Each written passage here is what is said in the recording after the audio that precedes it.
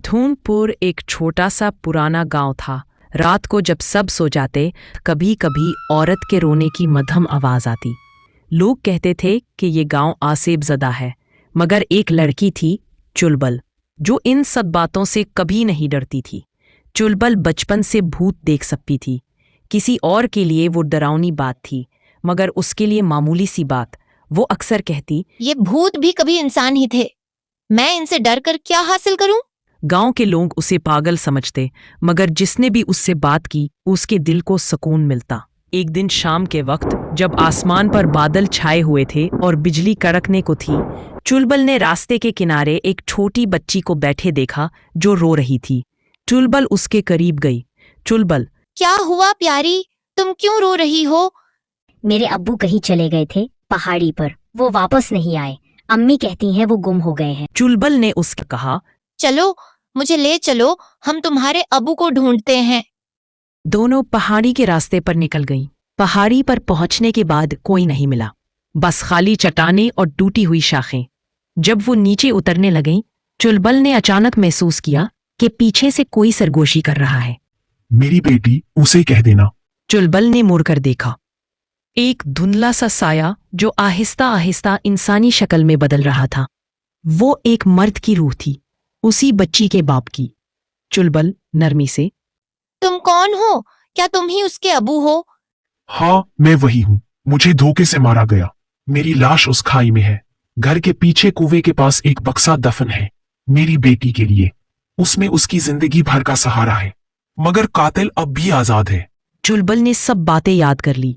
अगले दिन उसने पुलिस को बुलाया। कुएं के पास से वो बक्सा मिला, पैसे, कागजात और कत्ल के सबूत। कातिल गिरफ्तार हुआ और उस रात चुलबुल ने देखा कि वही रूह आसमान की तरफ हल्की सी रोशनी में गुम हो गई। कुछ दिन बाद चुलबुल की सहेली निम्मी अचानक गायब हो गई। पूरी क्लास में चहमे गोइयां हुई। शायद इसके घर कुछ हुआ।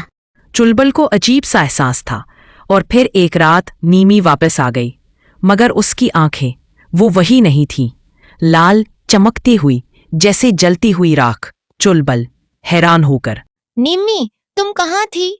सब तुम्हें ढूंढ रहे थे। निम्मी मध्यम आवाज में, चुलबुल, मैं मर चुकी हूँ। चुलबुल के कदम जम गए। क्या मतलब? तुम जिंदा नहीं हो? निम्मी की आंखों से आंसू निकले, मगर वो आंसू जमीन पर गिरे नहीं, हवा में गायब हो गए। निम्मी, मेरे माँ बाप को मेरे चचा चची ने मार दिया, हमारी जमीन छीनने के लिए। उन्होंने पहले मुझे शहर भेजा, फिर मेरे पीछे साजिश की। मैं वापस आई तो मैं खुद खत्म हो चुकी थी। अब सिर्फ बदला बाकी है। चुलबुल ने फौरन कहा, नहीं निम्मी, ये रास्ता ठीक नहीं है। बदले से सुकून नहीं मिलता। मगर निम्मी ने उसकी तरफ देखा और उसके चेहरे पर गुस्से की लहर दौड़ गई। निम्मी, जिन्होंने मुझे जला दिया उन्हें भी जलना होगा। इसी रात निम्मी ने अपने चच्चा को मार दिया, इंतहाई खौफनाक तरीके से। पूरा गांव दहल गया। चुलबुल को अब समझ आ गया कि अगर वो कुछ न करे तो निम्मी की रूह कभी सुकून नहीं पाएगी। उसने गांव के लोगों को इकट्ठा किया, पुलिस को बुलाया और सच सबूत सामने रखे। चच्चा चच्ची गिरफ्तार हो गए, मगर निम्मी की रूह अब भी बेचैन थी। चुलबुल ने उस रात उसे पास बुलाया जहां सब कुछ शुरू हुआ था। चुलबुल, निम्मी, तुम्हारा इंतकाम पूरा हो गया, अब आराम कर जाओ। मेरा दिल अभी भी जल रहा है चालबिल, मैं सुकून कैसे पाऊं? मैं तुम्हें आजाद कर सकती हूँ, मगर उसके लिए मुझे कुर्बानी देनी होगी। ये मेरा फैसला है, तुम आजाद हो जाओ। वो रोशनी में तब्दील होकर आसमान में गुम हो गई। इख्तिताम अगली सुबह धूमपुर पर सुकून था, न कोई साया न कोई सरगोशी। चुलबुल अब आम इंसानों की तरह थी। वो मुस्कुराती, मगर उसकी आंखों में एक खालीपन था। लोग कहते हैं कि आज भी जब हवा थोड़ी तेज चलती है तो धूमपुर की पहाड़ी से एक नरम सी आवाज आती है। चुलबुल, शुक्रिया। ये कहानी है डोली की, एक सीधी सादी लड़की जिसकी 2 सहेलियां थीं, नेहा और वेना। तीनों की दोस्ती बहुत गहरी थी, सब एक दूसरे के दुख सुख में साथ देते थे। डोली की शादी विक्रम नाम के लड़के से हुई। शुरू में सब कुछ ठीक था। डोली मेहनती थी, शौहर और सास ससुर की खिदमत करती थी। इसकी एक छोटी सी बेटी हुई, मीरा, जो बहुत प्यारी थी। वक्त गुजरता गया, लेकिन आहिस्ता आहिस्ता हालात बदलने लगे। विक्रम के घर वालों की ख्वाहिशें बढ़ने लगी।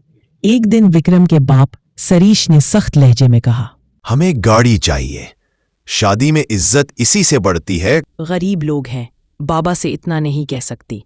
बाबा थोड़ा वक्त दे दो, मैं कोशिश करूंगा।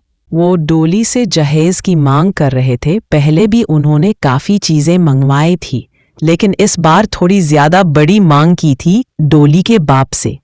लेकिन लालच ऐसा था कि किसी ने डोली की बात ना मानी। उसके ससुराल वाले उस पर दबाव डालने लगे। रात का वक्त था, सब सो गए थे। तभी झगड़ा शुरू हुआ, शोर हुआ, दरवाजे बंद हुए और अचानक आग लग गई। इस रात डोली को जला दिया गया। सबने कह दिया डोली भाग गई, बदनाम कर गई खानदान को। लेकिन हकीकत ये थी, डोली मरकर भूतनी बन गई। और इसी रात उसने फैसला किया कि वो बदला लेगी। इसलिए वो अपनी बेटी को उठाकर किसी दूसरे गांव ले गई और वहां भेस बदलकर उसकी परवरिश की। वो मीरा की परवरिश चिपके चिपके करती रही। वक्त गुजरता गया। डोली के दिल में दुख और दर्द जमा होता रहा। लोगों ने कहना शुरू कर दिया, इस गांव में एक साया आता है, औरत का, जो रातों को रोती है। डोली अब सिर्फ एक माँ नहीं रही, वो एक चुड़ैल बन चुकी थी, जिसका मकसद बदला नहीं, इंसाफ था। कुछ साल बाद विक्रम के माँ बाप ने कहा, डोली भाग गई थी, अब नई बहू ले आओ। लेकिन मेरी बेटी। विक्रम मजबूर हो गया। एक नया रिश्ता तय हुआ, अंजलि से। शादी से कुछ दिन पहले विक्रम और उसके घर वाले रातों को अजीब आवाजें सुनने लगे। दरवाजे खुद हिलते, लाइट टिमटिमाती और कभी किसी औरत की धीमी हंसी सुनाई देती। उन्हें मालूम नहीं था कि वहम नहीं, डोली लौट आई थी।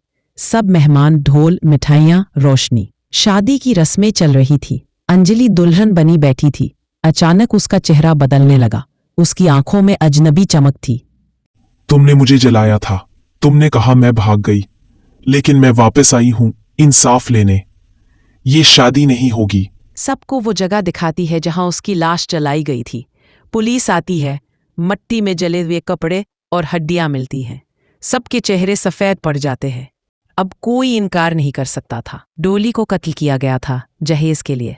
पुलिस विक्रम के माँ बाप को गिरफ्तार करती है। विक्रम रोता है, शर्मिंदा होता है। सबको इंसाफ मिलता है। मेरा, जो अब थोड़ी बड़ी हो चुकी थी, अपने बाप को देखकर रोने लगती है। डोली की रूह आहिस्ता आहिस्ता गायब हो जाती है। डोली ने बदला नहीं लिया, सिर्फ सच सबके सामने रखा। मेरा अपनी माँ का नाम रोशन करेगी और गांव के लोग अब जहेज के नाम से डरते हैं। ये कहानी खत्म नहीं हुई। ये हर उस बेटी की कहानी है जो चुप रह जाती है, और हर उस माँ की जो अपनी बेटी के लिए लौट आती है। हमारे चैनल को सब्सक्राइब करना मत भूलना।